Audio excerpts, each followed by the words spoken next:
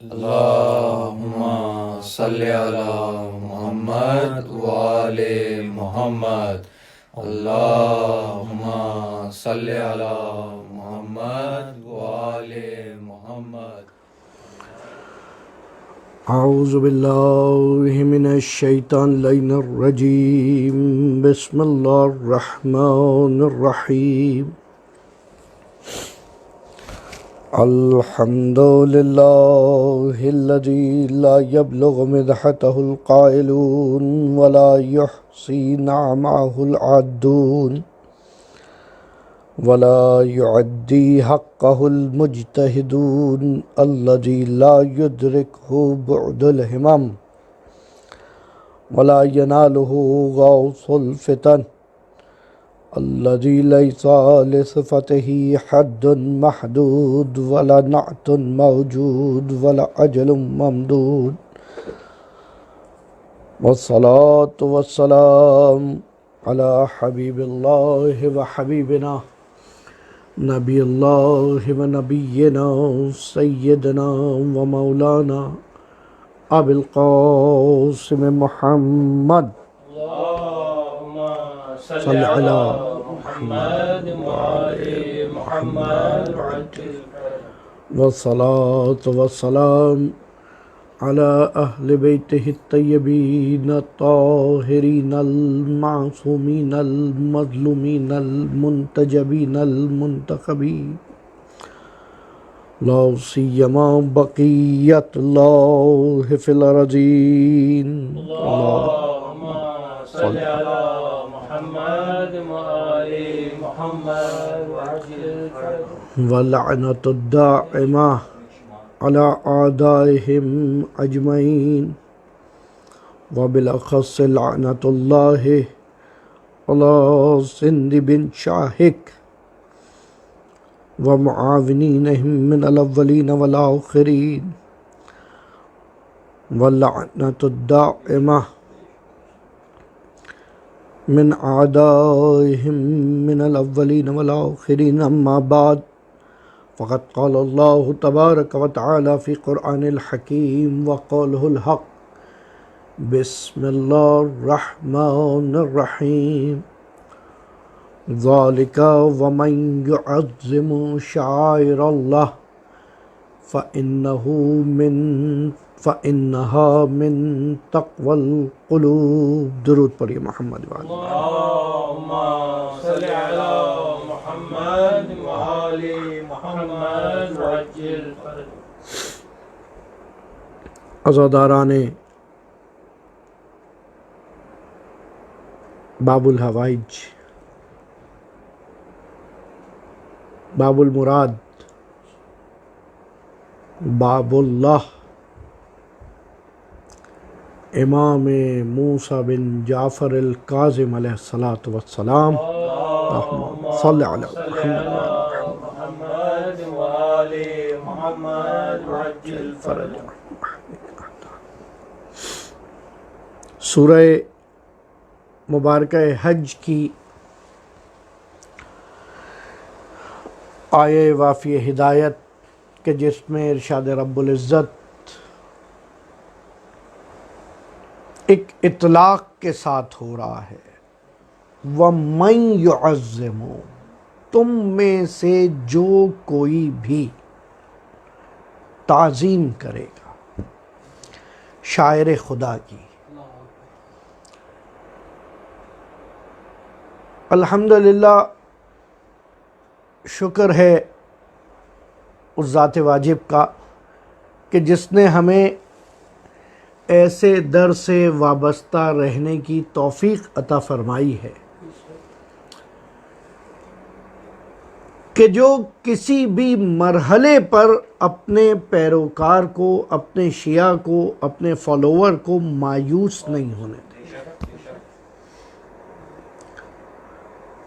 گرچہ کوئی بھی شخص اس دنیا میں اگر تعظیم کر لے شاعر اللہ کی، شعائر جمع ہے وہ چیز جو خدا کے لیے شعار بن جائے، سلوگن بن جائے. اب کمال یہ ہے کہ پہلے بھی یہ اس انداز سے میں کچھ چیزوں کی وضاحت کر چکا ہوں. کسی بھی چیز کو بیان کرنے کے لیے جو الفاظ استعمال کیے جائیں، جو بھی چیز استعمال کی جائے کسی چیز کی ڈیفینیشن کے لیے، سمجھانے کے لیے، وہ آپ کے لیے آسان ہونی چاہیے، اس چیز سے زیادہ گویا ہونی چاہیے. مبہم سے زیادہ گویا وہ لفظ ہونا چاہیے جس کے ذریعے اس مبہم کو واضح کیا جائے. اب اللہ یہاں پر کوئی صفت نہیں استعمال ہوئی ہے اس آیت کریمہ میں. آپ کہیں رحمان ہوتا تو ہو سکتا ہے کسی نے خدا کی رحمت نہ دیکھی ہو یا احساس نہ کی ہو. خدا کا کوئی اور نام ہوتا، کریم ہوتا، رحیم ہوتا، عظیم ہوتا، سلام ہوتا، معین ہوتا. کوئی خدا کے اسماء حسنہ میں سے کسی اسم کی بات نہیں ہے اس آیت میں. سورہ حج آیت کا نشان 32.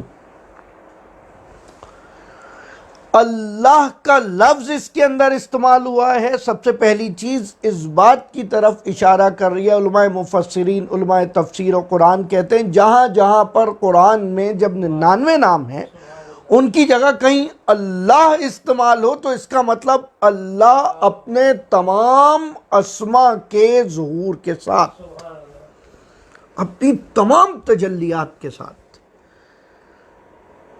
اپنی تمام تجلیات کے ساتھ لفظ جلالہ اللہ.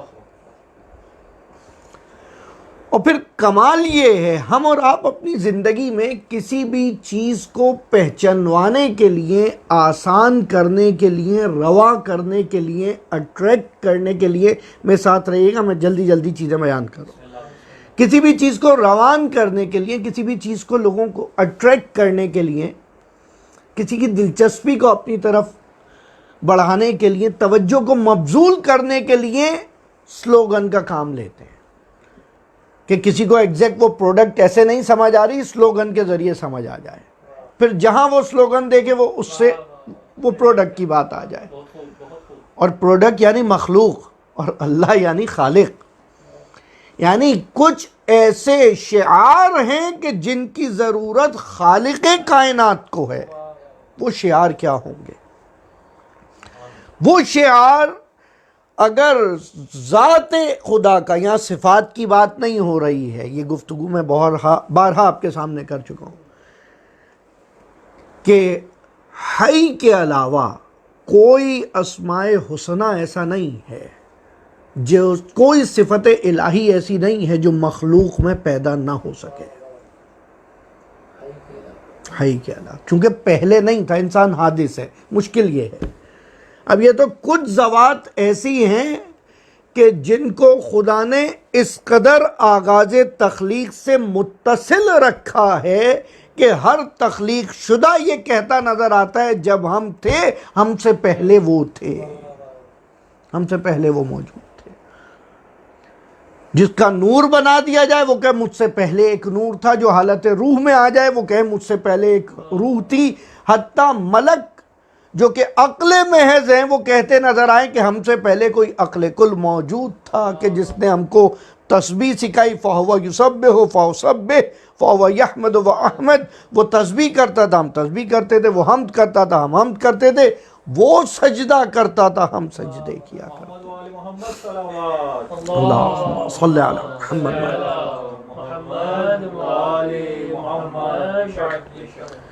تو اب وہ چیزیں جن کو خدا نے شعار بنا دیا، وہ شاعر اللہ ہو گئی، خدا کی نشانی بن جائیں. دو طرح سے بن سکتی ہیں نشانیاں. ہم اور آپ اپنی زندگی میں اگر دیکھیں، ہمارے پاس جو ہمارے چاہنے والوں کی، ہمارے بزرگوں کی نشانیاں ہیں وہ دو طرح کی ہیں. ایک وہ چیز نشانی ہے جو وہ خود آپ کو دیں، اور ایک وہ چیز نشانی ہے جو شاید انہوں نے نہیں دی ہے آپ کو، لیکن اس سے کوئی ایسا ربط ہے اس کا کہ آپ نے وہ چیز رکھی ہوئی ہے. یہاں سنگ حرم میں امام حسین علیہ السلام موجود ہے. اللہم صلی علی محمد وآلہ. یہاں وہ امام حسین نے یہ آپ کو نہیں دیا ہے، ٹھیک ہے، لیکن یہ چیز اس سے اتنا متصل رہی ہے، اب آپ جب اس کو دیکھتے ہیں وہاں پہنچ جاؤ. اور ہمارے لیے تو اس سے آسان کیا ہوگا کہ ہر گھر میں تربت کربلا موجود ہے جو حسین کی یاد دلاتی رہتی ہے. تو یہ وہ سلوگن، یہ وہ شعار ہیں، یہ وہ نشانیاں ہیں جو ہم نے انتخاب کی ہیں. تو دونوں طرح کی نشانیاں، ایک نشانی وہ جو خدا نے بنائی ہے اور ایک نشانی وہ جو ہم نے. اب آپ سوچیں، ہماری بنائی ہوئی نشانی جب ہم کو اصل ذات کی طرف متوجہ کر دیتی ہے تو وہ جس کو خدا نشانی بنا رہا ہو اس کی کیا عظمت ہوگی، اس کا کیا مقام ہوگا کہ خدا کسی کو اپنے لیے شعار منتخب کر دے. اور اس لیے پہ وَمَن يُعَظِّمُ شَعَائِرَ اللَّهِ، جو اس کی تعظیم کرے. مولانا تعظیم کیسے ہوتی ہے حضور؟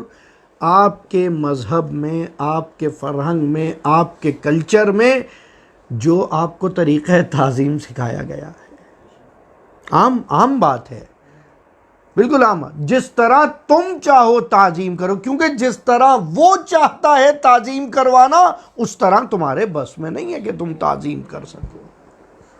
تو اس لیے جس طرح تم تعظیم کرنا چاہو، لیکن ہاں یہ یاد رکھنا حدود الہی کی پاسداری رہے. حدود الہی کی پاسداری. ایسا نہ ہو کہ میں کہوں میرا طریقہ تعظیم یہ ہے جس کے خلاف کوئی حکم مولا موجود ہو. ہرگز کوئی حرام، ہرگز کوئی ممنوع چیز شریعت کی طرف سے قرب الہی کا باعث نہیں بن سکتی. اور جو چیز قرب الہی کا باعث نہیں بن سکتی وہ یقیناً قرب اولیاء الہی کا باعث بھی نہیں بن سکتی. اور آج کے اس وقت ان حالات میں یہ امر اہل بیت کہ جس کو ولایت کہا گیا، جس کو محبت کہا گیا، جس کو اظہار محبت کہا گیا، جس کو ذکر محمد و آل محمد کہا گیا، اس کا احیاء، اس کو زندہ رکھنا سب سے عظیم شاعر اللہ ہے. سب سے عظیم شاعر اللہ ہے. آج جتنی چیزیں عزاداری سے وابستہ ہیں وہ اگر حسین کی طرف متوجہ کرتی ہیں تو حسین ایک سجدے میں سب کو خدا کی طرف متوجہ کر دیتا ہے. اگر ہمارے پاس جتنی چیزیں اگر مولا متقیان علی ابن ابی طالب علیہ السلام کی طرف متوجہ کر رہی ہیں، اللہم صلی علی محمد امام المتقین کی طرف کوئی چیز متوجہ کر رہی ہے تو وہ امام المتقین سجدے میں گڑ گڑاتا نظر آتا ہے. الہی عبدک الضعیف الذلیل الحقیر المسکین. کمال یہ ہے،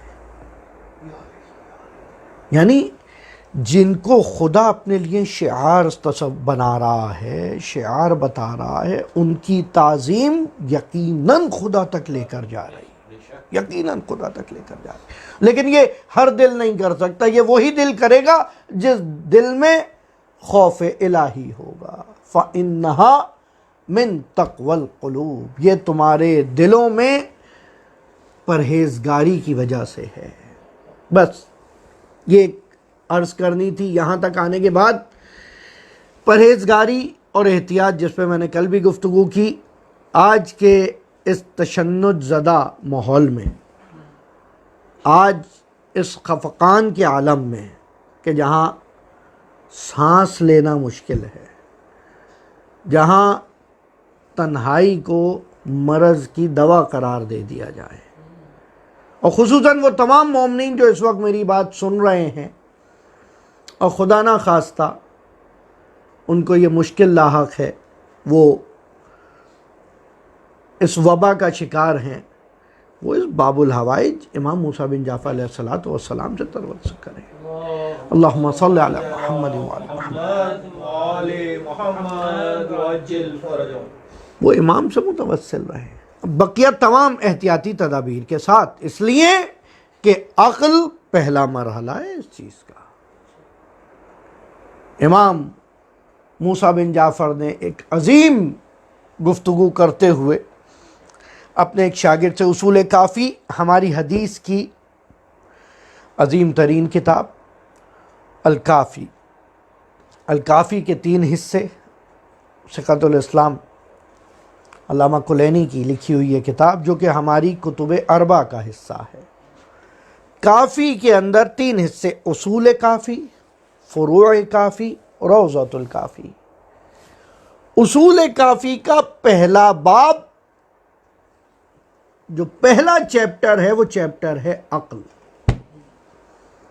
اور وہ جو آپ سنتے ہیں وہ مشہور حدیث کہ تمہارے لیے 2 طرح کے رسول ہیں،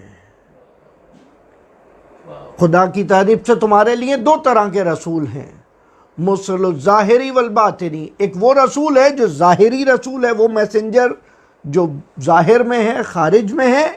ایک تمہارے لیے انٹرنل میسنجر ہے، ایک تمہارا داخلی رسول ہے، فہو العقل۔ یہ حدیث بھی امام موسیٰ بن جعفر علیہ السلام سے ہے۔ اللہم صلی علی محمد وعلی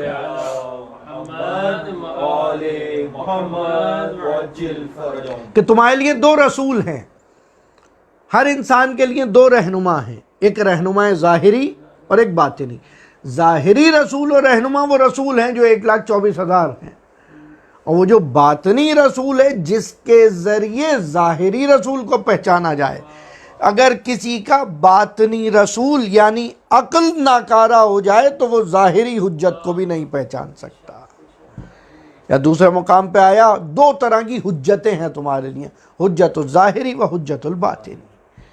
یہ حدیث بھی امام سے ہے کہ عقل کا ساتھ، تو عقل کا تقاضا پورا کرتے ہوئے جتنی میڈیکل ایڈوائسز ہیں ان کو فالو کرتے ہوئے سب سے عظیم مرحلہ پھر توسل کا ہے، اور یہ باب المراد ہیں۔ 6 امام کے پاس ایک شخص آ رہا ہے، 7ویں امام اس وقت گہوارے میں موجود ہیں، جھولے میں ہیں، اور آ کر کوئی حاجت مانگتا ہے۔ امام کہتے ہیں کہ جاؤ اس جھولے کے پاس اور اس بچے سے دعا مانگو۔ تو کہتے ہیں یہ بچہ میری حاجت روائی کرے گا؟ کہوں باب اللہ، یہ باب اللہ ہے، یہ باب اللہ ہے، یہ خدا تک جانے کا راستہ ہے، وہی شعائر الہی، یہ خدا تک جانے کے راستے ہیں، یہ راستے ہیں۔ لوگ ان راستوں میں کھو جاتے ہیں، مشکل یہ ہے، لوگ ان راستوں میں کھو جاتے ہیں، مشکل یہ ہے۔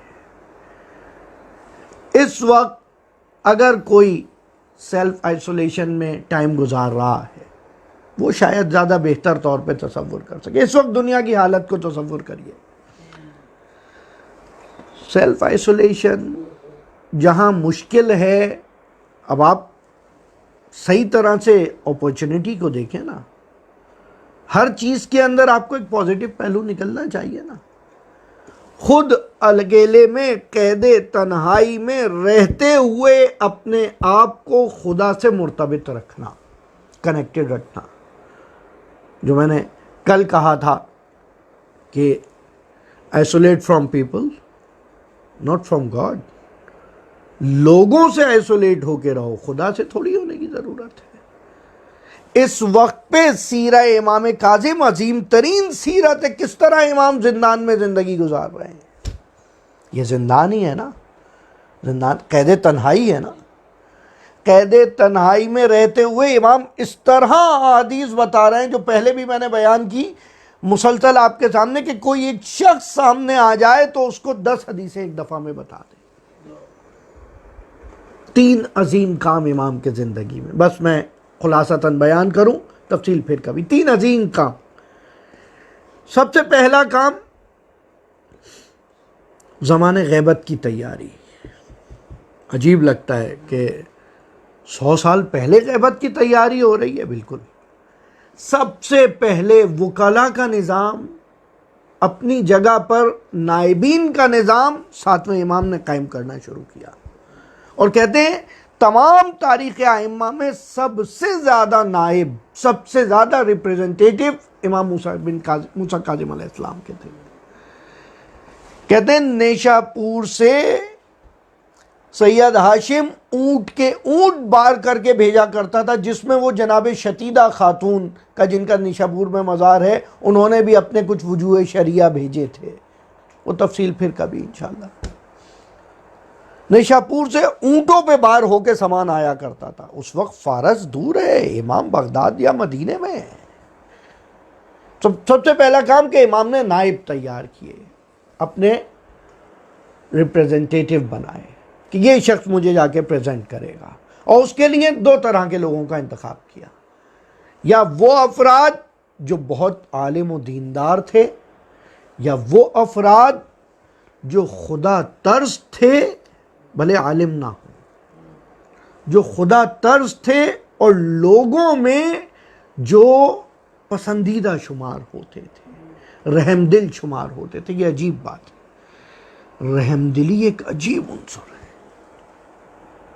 رحم دل شمار ہوتے تھے۔ دوسرا کام امام کاظم علیہ السلام کا ان وکلاء کے، کیونکہ یہی سلسلہ ہے وکلاء چلتے ہوئے اپنے وکیل بناتے رہے، یہاں تک کہ جب آخری امام تک یہ سلسلہ پہنچا تو نواب اربعہ کی صورت میں سامنے آیا۔ یہ 7ویں امام سے شروع ہوا ہے، خط و کتابت کا سلسلہ 7ویں امام نے شروع کروایا۔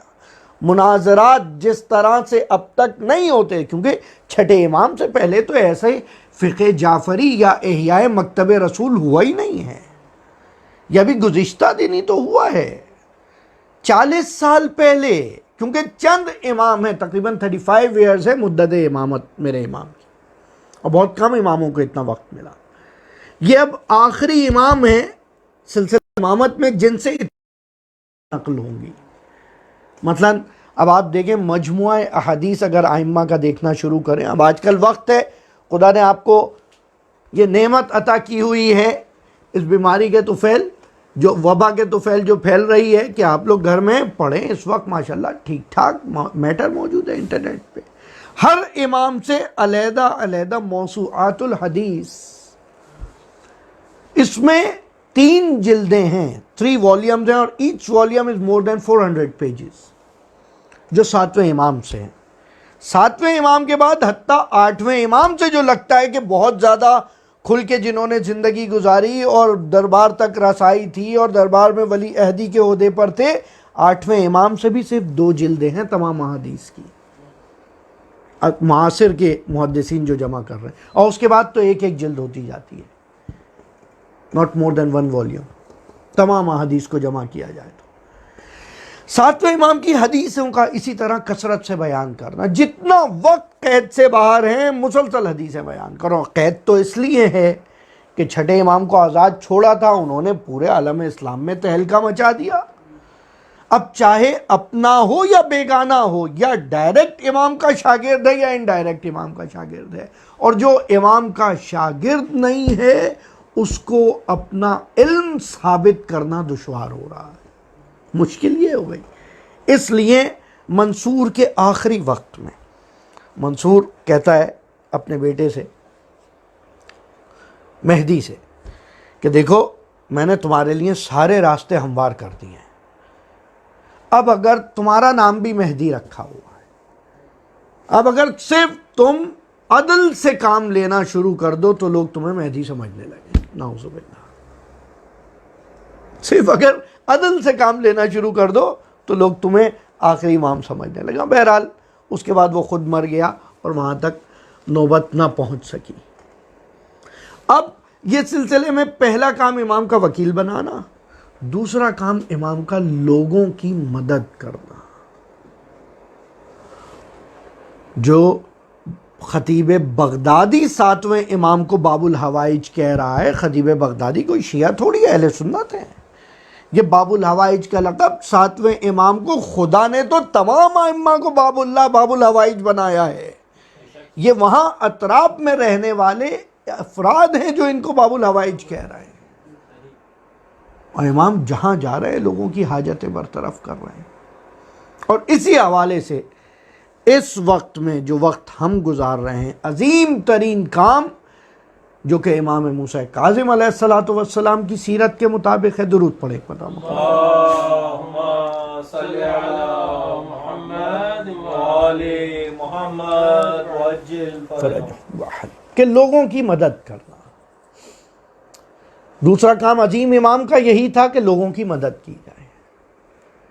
کس طرح مدد کریں؟ مدد کے 3 طریقے ہیں۔ پہلا طریقہ مدد کا فائنینشیل ہیلپ ہے۔ How to help people? Financial help. If you are wealthy, if you have enough, it's very easy to distribute between needy people. جنہیں ضرورت ہے ان کو دیا جائے، اور اس کے لیے کمال یہ ہے رسول خدا کے دور میں ایک شخص کو مارا جا رہا ہے، ایک مرتبہ جبرائیل نازل ہوتے ہیں اور کہتے ہیں یا رسول اللہ اس کو روک دیا جائے، اس کو بچا لیا جائے، کیونکہ یہ انفاق کیا کرتا تھا۔ تو رسول سے حدیث ہے باقاعدہ وَقَعَدُ إِنفَاقُهُ إِلَى الْجَنَّةِ، اس کا انفاق اسے جنت تک لے کر جا رہا ہے۔ یا حاتم طائی جو آپ مشہور سنتے ہیں، حاتم طائی کے بیٹے کو پیغمبر خود کہتے ہیں تم پریشان نہ ہو، اپنا دل چھوٹا نہ کرو، تمہارے باپ کو جہنم میں نہیں جلائیں گے، اس کے انفاق کی وجہ سے، اس کی چیریٹی کی وجہ سے۔ اور نہ صرف یہ بلکہ ایک اور مقام پر کہتے ہیں کہ ایمان اور کفر خدا سے گفتگو کر رہے ہیں۔ اب یہ ڈیٹیل میں نہ جائیں کہ ایمان کیسے بات کر رہا تھا اور کفر کیسے بات کر رہا تھا، اگر جائیں گے تو پھر تاریخ میں تو ایک ہی چیز ملتی ہے، ایک ہی شخصیت ہے جس کے لیے پیغمبر کی زبان سے کل ایمان کا لقب عطا ہوا ہے، اور ایک ہی ہے جس کے لیے کل کفر کہا گیا۔ ہاں یہ کہہ سکتے ہیں کل ایمان وہ سب جو علی کے بیٹے علی تھے، اور کل کفر وہ سب جو امر یا زیر زبر کے فرق کے ساتھ اسی کے ساتھ تھے۔ درود پڑھیے محمد والے محمد۔ اللہم صلی علی محمد وآل محمد وعجل فرج۔ ایمان اور کفر خدا کی بارگاہ میں، اور دونوں کہہ رہے ہیں خدا بندہ ہم کو قوت عطا کرنے کے لیے کچھ دے، ہمیں قوت عطا فرما۔ فقال عز وجل، حدیث بیان ہو رہی ہے، حدیث قدسی معصوم بیان کر رہے ہیں۔ فقال عز وجل، خداوند تعالیٰ فرماتا ہے کہ میں نے ایمان، تم کو میں نے دو چیزیں دیں، الانفاق والحسن الخلق، دو چیزیں میں نے تجھے دی، ایک انفاق اور حسن خلق۔ جہاں جہاں پر انفاق ہوگا، چیریٹی ہوگی، لوگوں کو عطا کرنا ہوگا، یا الجود والحسن الخلق، یا لوگوں کو بانٹنا ہوگا، وہاں ایمان نظر آئے گا، اور جہاں لوگوں کو بانٹنا نہیں ہوگا وہاں سے ایمان رخصت ہو جائے گا۔ والحسن الخلق، جہاں اچھا اخلاق نہیں ہوگا، جہاں مورل ویلیوز نہیں ہوں گی، وہاں پہ ایمان نہیں رہ سکتا، وہاں بلیفز کا کوئی کام ہی نہیں ہے، وہاں ایمان نہیں رہ سکتا۔ اور بالکل اسی طرح کفر کے لیے، والکفر، اور کفر کو دو چیزیں بتائیں، دو نشانیاں بتائیں، دو سائنز بتائیں کفر کے لیے۔ البخل، سب سے پہلی چیز بخیل ہوگا جو کافر ہوگا، اور اگر کوئی مومن ایمان کے باوجود بخیل ہے تو یہ سمجھ لے، یہ بخیل ہے تو یہ سمجھ لے کہ اس کے پاس ایمان نہیں ہے، کفر ہے۔ اور دوسری چیز، اس کے پاس بد اخلاقی ہے، قبح، بد اخلاقی پائی جاتی ہے، اس کے پاس اسے بولنے کی تمیز نہیں ہے، اسے طریقہ نہیں ہے، اس کے پاس ادب نہیں ہے، اس کے پاس شرافت نہیں ہے، اس کے پاس مینرز نہیں ہیں۔ اگر کہیں مینرز ہیں تو وہ ایمان کے ساتھ ہے، اگر کہیں ایمان ہے تو وہاں مینرز ہیں، وہاں مورلز ہیں، وہاں مورل ویلیوز ہیں، ایتھکس ہیں۔ اور یہاں پر امام موسیٰ بن جعفر علیہ السلام فرماتے ہیں کہ یا تو تم انفاق کرو، یا تو تم قاضی بن جاؤ، جو تمہارے پاس آئے جیب میں ہاتھ ڈالو، اس کی حاجت روائی کر دو۔ اوساعی، مولا میرے پاس تو اتنا نہیں ہے، میں کچھ کرتا نہیں ہوں، میں تو اسٹوڈنٹ ہوں، پڑھ رہا ہوں، میں کہاں سے ہیلپ کروں؟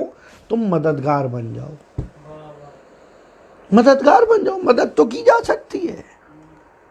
مدد کے لیے پیسے کی ضرورت تھوڑی ہے، قوت جسمی کی ضرورت ہے۔ آپ کہیں میرے پاس جسم کی قوت بھی نہیں ہے، فداعی، تو پھر دعا کرو اس کے حق میں جو اس وقت مشکل میں ہے،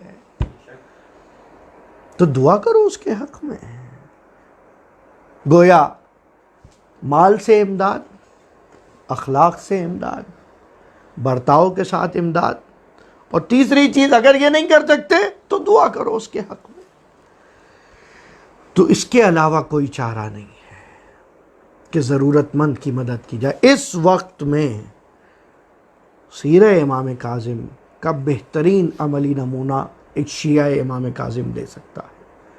تنہائی میں ہے تو اپنے آپ کو اپنے رب سے، اپنے رابطے کو مضبوط کرے۔ اِنَّا مِن تقوی القلوب، شاعر اللہ کی تعظیم کرنا خود ایک اس دل کی نشانی ہے جس میں خوف خدا ہے۔ تقوی یعنی پرہیزگاری، اس کا مصدر وقایہ ہے، اسی پرہیزگاری کو جہاں دنیاوی امور میں پرہیزگاری کا خیال رکھیں تاکہ اپنے آپ کو بچائیں، اپنے اطراف میں لوگوں کو بچائیں، وہیں دینداری کے اندر رکھیں۔ کیا کیا نعمتیں خدا دے سکتا ہے، اندازہ نہیں لگا سکتا انسان اس کا۔ اور تیسری چیز جو امام موسیٰ کاظم علیہ الصلوۃ والسلام سے درود پڑھیں، محمد وعلی محمد۔ صلی علی محمد وعلی محمد وعجل فرجہ۔ وکیلوں کا نظام قائم کرنا جو ان کو ریپریزنٹ کر رہے ہیں لوگ۔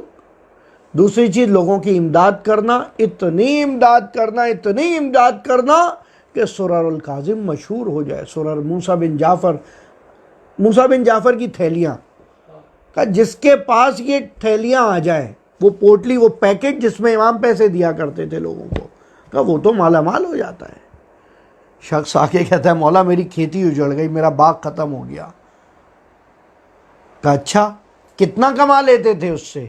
کہ بہت اچھی فصل ہو جائے تو 120 درہم، کہ یہ لو 150 درہم اور یہ 2 اونٹ بھی تمہارے۔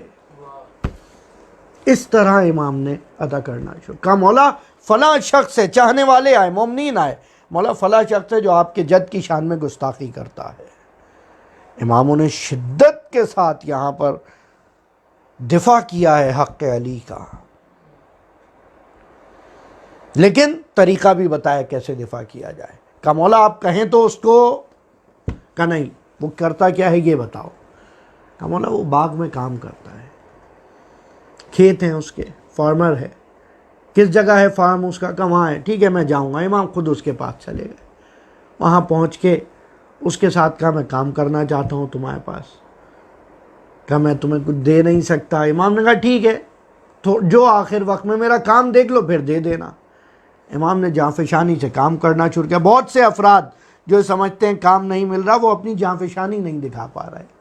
اگر جانفشانی دکھانا شروع کر دیں، واقعی اگر وہ پسینہ بہتا ہوا دکھا دیں، تو مالک کو کیا مشکل ہے کہ اچھا کاریگر رکھا جائے، کوئی بھی شخص ہو۔ بہرحال، اور وہاں پر ایک شخص آ کر امام کو دیکھا مولا آپ یہ کر رہے ہیں؟ کہا یہ تو ائمہ کا کام ہے، میرے جد کا کام ہے، زمین کا احیاء کرنا، اور زمین تو احیاء ہی ہمارے ہاتھ سے مسح کر ہوتی ہے۔ فاحیاء الارض، زمین کو زندہ کرنا۔ بہرحال شام کے وقت تک گفتگو ہونا شروع ہوتی ہے اور وہ امام سے بہت خوش ہوتا ہے، اور یہاں امام کہتے ہیں کہ ٹھیک ہے مجھے یہ بتا اس فصل میں کتنا کما لیتا ہے، اور یہی اسی طرح کا دوبارہ امام اس کو کچھ پیسے دیتے ہیں کہ یہ لے، ہو سکتا ہے اس سال تیری فصل خراب ہو جائے تو میں ابھی عطا کر رہا ہوں، خوف نہ کرو۔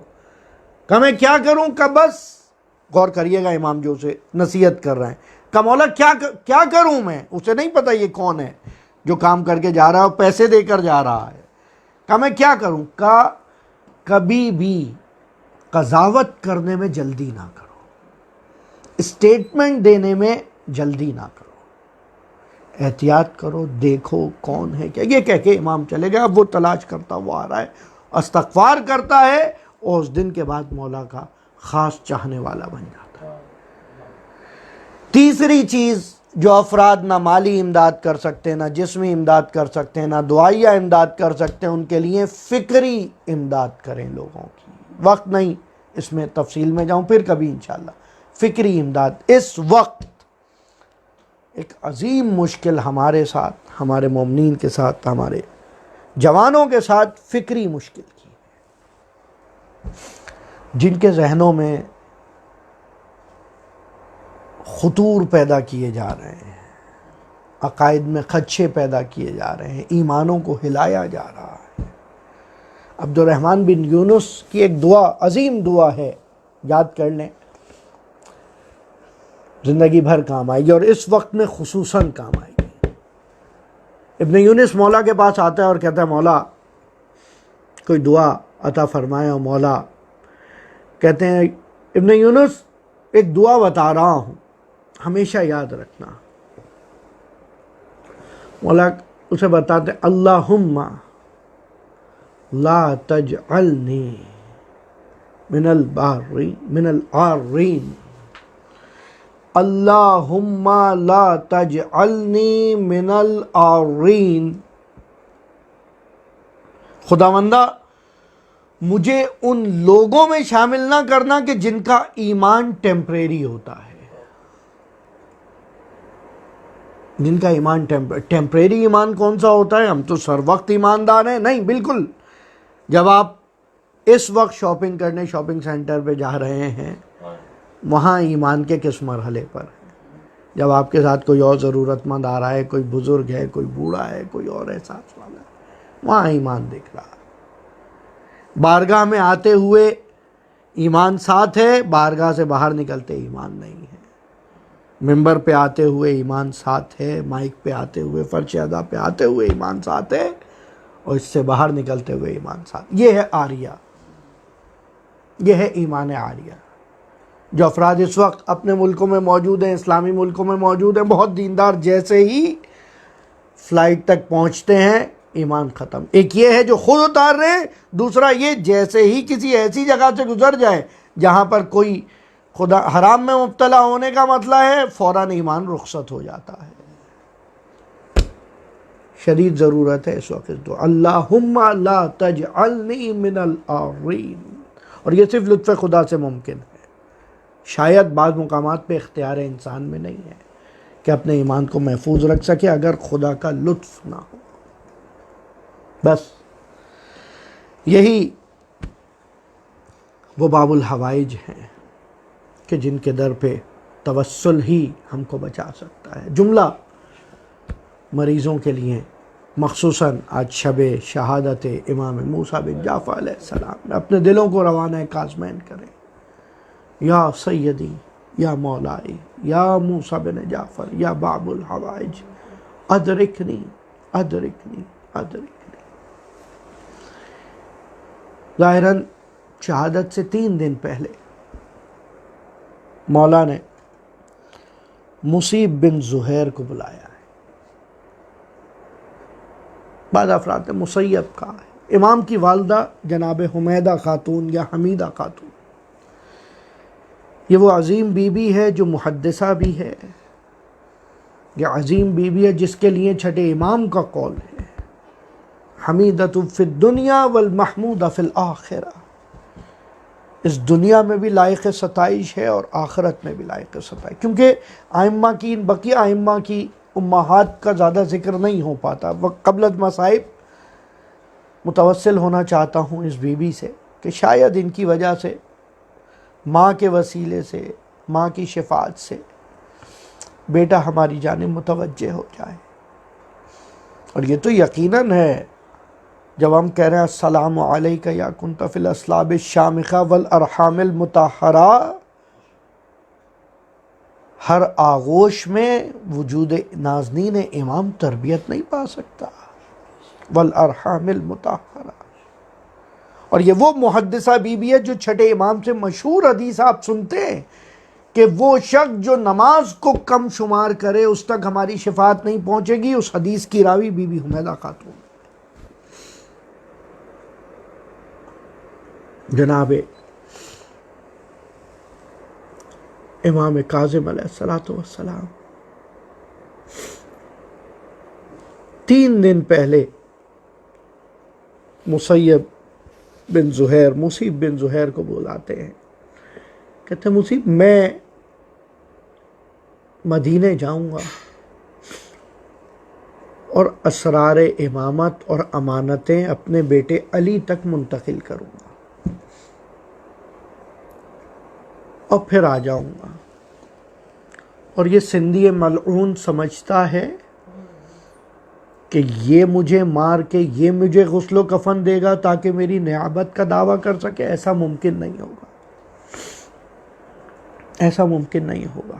معصوم کو معصوم ہی غسل دیتا ہے، معصوم کی نماز جنازہ معصوم ہی پڑھائے.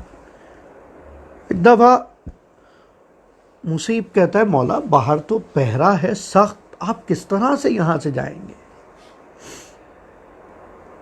اس وقت؟ آپ کس طرح؟ اچھا امام کو کچھ مقامات پہ قید خانوں میں رکھا گیا، کچھ مقامات پہ قید خانوں میں نہیں رکھا گیا. امام گھر میں ہیں لیکن زنجیریں موجود ہیں، پاؤں میں بیڑیاں موجود.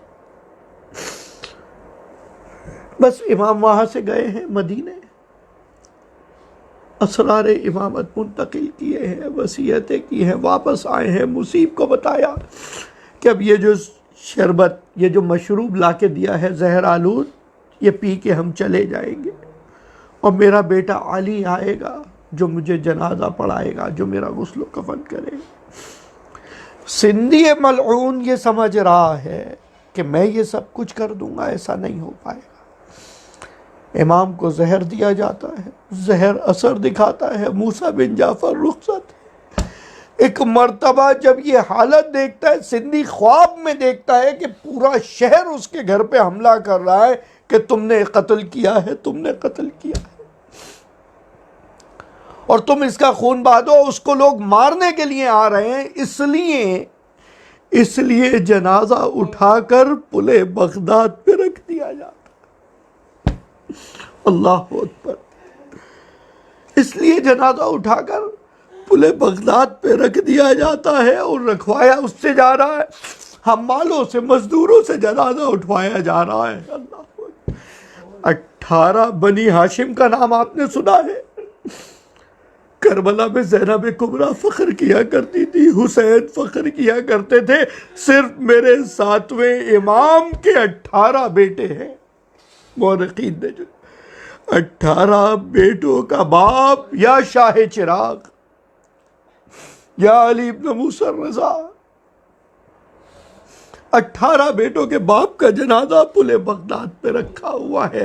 بس شیعیان آتے ہیں اور دیکھ کے گزرتے جاتے ہیں۔ ایک ہجوم ہے جو پل بغداد کی طرف جا رہا ہے، اور ایک مرتبہ 2 جنازوں کے لیے تاریخ میں یہ الفاظ ملے، مقاتل میں یہ الفاظ ملے کہ بدن اس قدر کمزور تھا کہ لگتا تھا کپڑوں میں کچھ موجود نہیں۔ ایک 7ویں امام کے لیے یہ کہا گیا، یا دوسرا ان کی ماں سید زہرا کے لیے کہ جس وقت علی فرماتے ہیں کَأَنَّهَا الْخَيَالِ، گویا گمان ہوتا تھا کہ کوئی بدن ہے لیکن وہاں بدن نہ تھا۔ اللہ اکبر۔ اس حالت میں جب جنازہ اٹھایا ہے تو جنازہ کافی سنگین تھا۔ اٹھانے والے افراد کہتے ہیں مولا کی کیفیت ایسی نہیں تھی کہ اتنا بھاری جنازہ ہو، اب رکھا جاتا ہے تو ہاتھوں میں ہتھکڑیاں موجود ہیں، بدن پہ زنجیریں موجود ہیں۔ اللہ اکبر۔ زنجیریں اتاری گئی اور زخم رہ گئے، جس کی وجہ سے زیارت میں آج بھی ہم جب زیارت پڑھتے ہیں مولا کی سلام کرتے ہیں، ہمارا سلام اس بدن پر کہ جس کی زنجیریں اتار دی لیکن نشان باقی رہ گئے تھے۔ ارے ہاں، لیکن یہ نشان گنے جا سکتے تھے۔ کربلا میں فاطمہ کا لال اس حالت میں تھا کہ بدن پہ زخم گنے نہیں جا سکتے تھے۔ الا لعنت اللہ علی القوم الظالمین، سیعلم الذین ظلموا ای منقلب ینقلبون۔ یا سیدی، یا مولائی، یا موسیٰ بن جعفر، یا باب الحوائج، یا موسیٰ بن جعفر، ادرکنی مولا، جملہ مومنین کی حفاظت فرما، عزاداروں کی حفاظت فرما، حاضرین و سامعین کی حفاظت فرما۔ بے وسیلہ بتصدق اسیر بغداد ہمیں دنیا کی قید سے آزادی عطا فرما، جو بے گناہ قید میں ہیں انہیں رہائی عطا فرما۔ مولا اس وبا کی قید سے ہمیں جلد از جلد آزادی عطا فرما، ہمارے مرحومین پہ رحم فرما، جملہ شہداء مخصوصاً شہید سبط جعفر کو شہداء کربلا کے ساتھ محشور فرما۔ ماتم حسین۔